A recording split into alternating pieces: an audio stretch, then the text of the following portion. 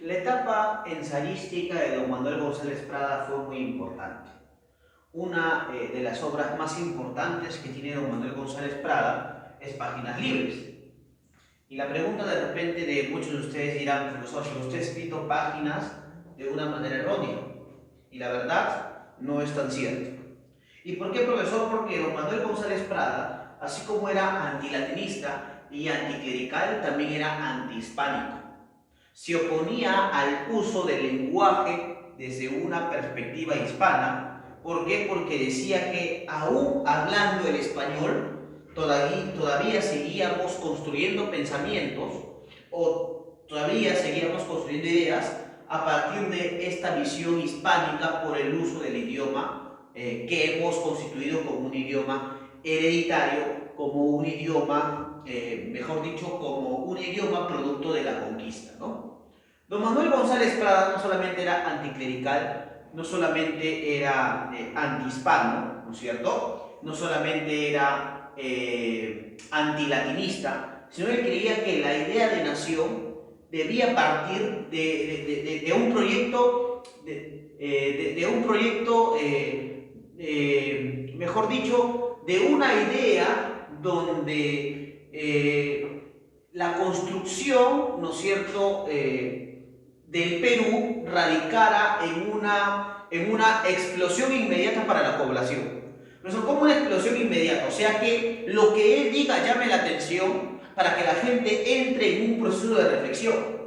Entonces, no tuvo una mejor idea que para hablar de su obra Páginas Libres, ¿no es cierto?, convocar a una reunión de políticos, de escritores, por eso él tenía este proyecto de las veladas literarias, ¿no es cierto?, y que iba a llevar, esta visión o este ensayo que daba inicio a Páginas Libres, a la representación ensayística en el Teatro del Politeama, ¿correcto? Un teatro ubicado entre Girón de la Unión y la avenida 28 de Julio, ¿no es cierto? Y entonces no encontró una mejor manera de llamar la atención que hacer que un niño, ¿no es cierto?, de 12 años, Gabriel Urbina, empiece a mencionar, ¿no es cierto?, y empiece a dar este discurso delante de 100 asistentes y además con un objetivo importante, recaudar fondos para que el Perú, después de esta guerra con Chile, recupere los territorios que había perdido, Tacna y Arica, ¿no es cierto? Entonces, los datos, ¿no es cierto?, dicen lo siguiente, ¿no? Este discurso, que les voy a leer a continuación, fue leído por un escolar, Gabriel Urbina, cuando decía campaña por fondos para el rescate de las provincias cautivas, Tacna y Arica, el 29 de julio del año de 1888, ¿no? Dice, señores, los que pisan el umbral de la vida se juntan hoy para dar una lección a los que se acercan a las puertas del sepulcro. La fiesta que presenciamos tiene mucho de patriotismo y algo de ironía. El niño quiere rescatar con el oro lo que el hombre no supo defender con el hierro. Los viejos deben temblar ante los niños porque la generación que se levanta es siempre acusadora y juez de la generación que desciende. De aquí, de estos grupos alegres y bulliciosos, saldrá el pensador austero y taciturno. De aquí el poeta que fulmine las estrofas de acero retemplando. De aquí el historiador que marque la frente del culpable. Niños, sed hombres, madrugad a la vida, porque ninguna generación recibió herencia más triste, porque ninguno tuvo deberes más sagrados que cumplir, errores más graves que remediar, ni venganzas más justas que satisfacer. La nobleza española dejó su descendencia degenerada y despilfarradora. El vencedor de la independencia legó a su prole de militares y oficinistas a sembrar el trigo y extraer el metal. A la juventud de la generación pasada prefirió atrofiar el cerebro en las cuadras de los cuarteles y a apergaminar la piel de las oficinas del Estado. Los hombres aptos para las rudas labores del campo y de la mina buscaron el manjar caído del festín de los gobiernos. ejercieron una insaciable succión en los jugos del erario nacional y se sobrepusieron al caudillo que daba el pan y los honores de la patria, que exigían el oro y los sacrificios. Qué interesante la raíz del discurso del Politeama, porque dentro de lo que yo les he leído hay tres cosas. Primero, el cambio generacional. Punto número 2, esta idea de la inclusión del indio, ¿no es cierto? Porque tal vez el indio sea el único defensor de la idea nacional, porque es el único ser que ha sufrido durante 4 centenios, ¿no?, la conquista y el sometimiento español, y aún así que todavía los aristócratas peruanos sigan haciendo trabajar al indio en el campo, matando, ¿no es cierto?, a estos indígenas como si estos fueran productos de intercambio. Y otra cosa muy interesante es que está analizando y está manifestando ese antiespañolismo o el antihispanismo. ¿Qué hemos heredado del español? La vergüenza, la flojera, la viveza, la ironía, la injusticia, ¿correcto? Si queremos cambiar esta visión de nación, primero empecemos por el cambio generacional. Primero empecemos por incluir a estas personas que no han formado, digamos, o que no han conformado desde hace muchos años este proyecto de nación, pero que son más peruanos que uno, como los indígenas, como las mujeres. Punto número 3. No hay que renegar de nuestro antihispanismo, pero no hay que ponerlo como una manifestación inmediata e importante, sino hay que tratar de englobar y construir una nación más inclusiva. Y eso es lo que pide don Manuel González Prada en su discurso del Politeama. Por eso, la primera tarea de ustedes, ¿cuál va a ser? Van a tener que pegar el discurso en el Politeama en su cuaderno y hacer un breve resumen del mismo. ¿Correcto? Ya saben.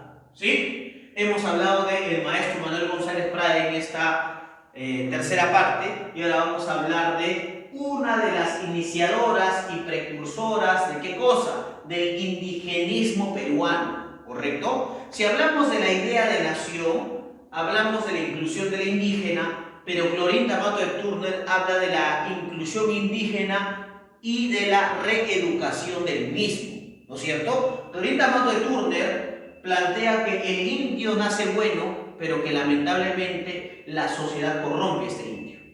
Y que no hay otra idea mejor que la recuperación del indígena que no ser que éste sea educado, ¿no? El indígena letrado, el indígena como producto o como parte de este impulso gubernamental, como parte de este impulso nacional, ¿no? Clorinda Mato de Turner nace en el año de 1853 y va a morir en el año de 1909, ¿no? Vamos a hablar de 6 datos importantes de Clorinda Mato de Turner, ¿no? Nació en Cusco el 11 de noviembre de 1853. Huérfana de madre a los 6 años, mira.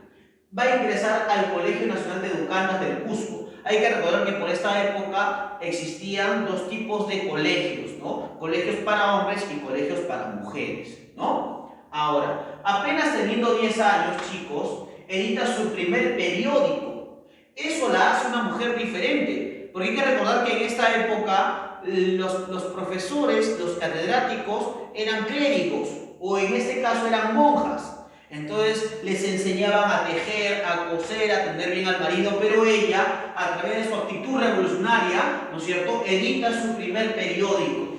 Entonces, de alguna manera su actividad se margina de la actividad tradicional, digamos, femenina, ¿no? Y le da otro sentido, otro valor, ¿no? Por ese tiempo empieza a escribir sus primeros versos, que después quemaría ya en sus años de tranquilidad, ¿no? Ahora, se casa muy joven con don Juan Turner, o Joseph Turner, ¿no es cierto? Y se establece en Tinta, una región del Cusco donde su esposo era terrateniente. O sea que ella va a adquirir esta voluntad del casamiento a los 19 años, ¿correcto? Lamentablemente, al morir su esposo y al verse en ruina, ¿no es cierto?, sus negocios, porque ella va a querer llevar los negocios de su marido iba a un reflote, pero lamentablemente por la contratación de abogados y de algunos administradores, la corrupción va a abordar estos ámbitos de Clorinda y lamentablemente sus negocios van a caer en ruinas, ¿no? Va a viajar a Lima, donde se entrevistará con intelectuales capitalinos, ¿no? Ella va a ser la primera que va a participar en las veladas literarias, ¿no es cierto?, que auspicia Manuel González Prada, y este va a reconocer el talento literario de Clorinda Mato de Turbio, ¿correcto? Ahora, Clorinda va a soportar acusaciones injustas.